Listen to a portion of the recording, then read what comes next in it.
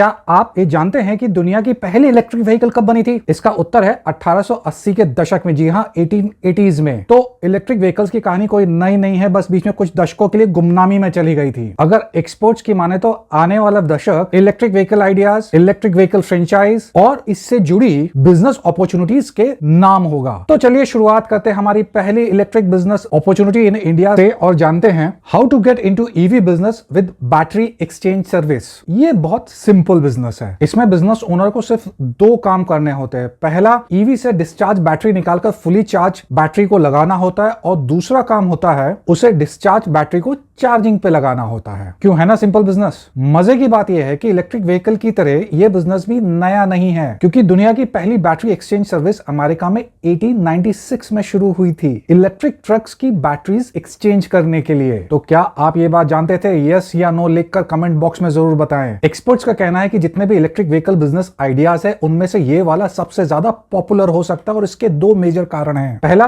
कि इस बिजनेस में इन्वेस्टमेंट ज्यादा नहीं होगी और दूसरा कि कस्टमर का वेटिंग टाइम कम होगा in comparison to electric vehicle charging. Unfortunately as of now EV companies अलग अलग साइज की बैटरीज बना रही है, जिस वजह से इस बिजनेस की इन्वेंट्री कॉस्ट बढ़ जाती है और साथ में बैटरीज निकालना और लगाना भी उतना आसान नहीं है। मगर इन प्रॉब्लम्स का सोल्यूशन भी है और वो है कि easy to remove batteries with standard size. जैसे कि सभी टू व्हीलर्स की बैटरीज एक साइज की हो सकती है और सभी फोर व्हीलर्स की बैटरी एक साइज की हो सकती है और सभी ट्रक्स की बैटरी एक साइज की हो सकती है। और भविष्य में ऐसा हो पाए इसके लिए गवर्नमेंट और ऑटोमोबाइल इंडस्ट्री ने मिलकर काम करना शुरू कर दिया है और इसका रिजल्ट हमें आने वाले समय में देखने को जरूर मिलेगा। मगर तब तक हम दूसरे ईवी बिजनेस इन इंडिया देख सकते हैं, जैसे कि EV charging business opportunities. Electric vehicle charging business भविष्य के पेट्रोल पंप है और इसका बेस्ट पार्ट है कि इनको लगाने के लिए किसी लाइसेंस की भी जरूरत नहीं है, बस केवल पावर मिनिस्ट्री द्वारा दिए गए मानकों को इंप्लीमेंट करना है। ईवी चार्जिंग के लिए तीन तरह के चार्जर्स यूज होते हैं, स्लो, मीडियम और फास्ट। मगर electric vehicle charging station business में मीडियम और फास्ट चार्जर्स ही यूज होते हैं और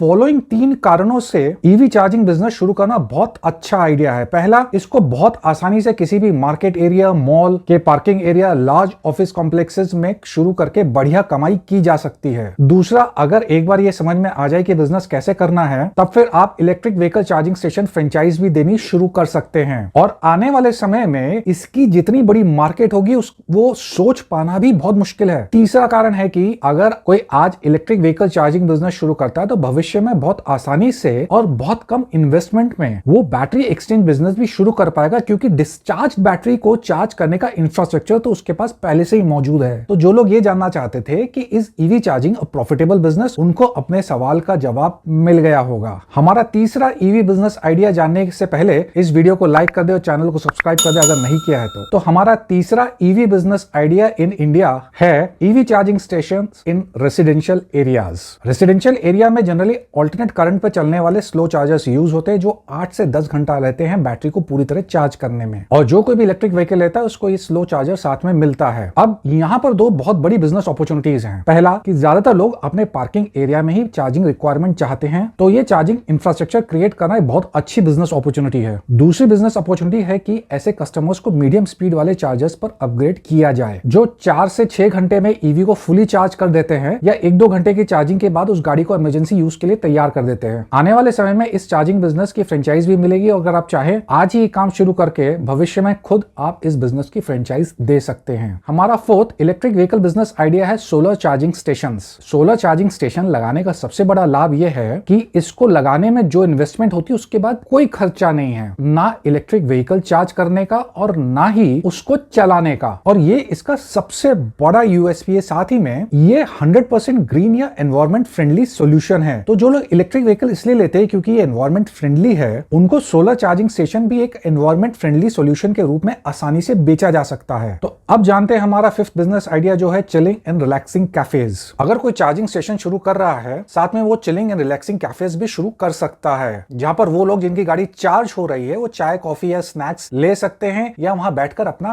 काम कर सकते हैं। मेरा खुद ऐसा अनुमान है कि जब चार्जिंग स्टेशंस की फ्रेंचाइजिंग शुरू होगी तब जो charging stations chilling and relaxing cafes के साथ आएंगे वो ज्यादा सक्सेसफुल होंगे। अब जानते हैं sixth EV business in India जो है charging station installing, repair and maintenance. जो लोग चार्जिंग स्टेशन लगवाना चाहते हैं उनको पहले तो चार्जिंग स्टेशन इंस्टॉल करवाने वाले लोग चाहिए होंगे, फिर उनको रिपेयर करने और रेगुलर मेंटेनेंस करने वालों की जरूरत होगी। हमने ऐसा अक्सर देखा देखा है कि एक बार जब कोई बिजनेस ग्रो होना शुरू होता है तब वो बहुत तेजी से ग्रो करता है, और ऐसा ही कुछ चार्जिंग स्टेशन के साथ भी होगा। और उस समय जो ये स्टेशन लगाने के बिजनेस में होंगे उनकी जबरदस्त कमाई होगी, और चार्जिंग स्टेशंस लगाने के बाद उसकी मेंटेनेंस और रिपेयर करके भी बढ़िया कमाई की जा सकती है। साथ ही में अगर रेसिडेंशियल एरियाज के चार्जिंग स्टेशंस को भी जोड़ लेते हैं तो भविष्य में ये बहुत बड़ी मार्केट हो सकती है, और अगर इसका लाभ उठाना है तो उसकी तैयारी अभी से करनी पड़ेगी। हमारा 7th बिजनेस आइडिया है EV battery business as distributors, dealers and franchise. EV battery business की आने वाले समय में बहुत डिमांड होगी, क्योंकि ईवी बैटरी की लाइफ उसकी चार्ज साइकिल्स और उसकी मेंटेनेंस पर डिपेंड करेगी, जो एक्सपर्ट्स के अनुमान के अनुसार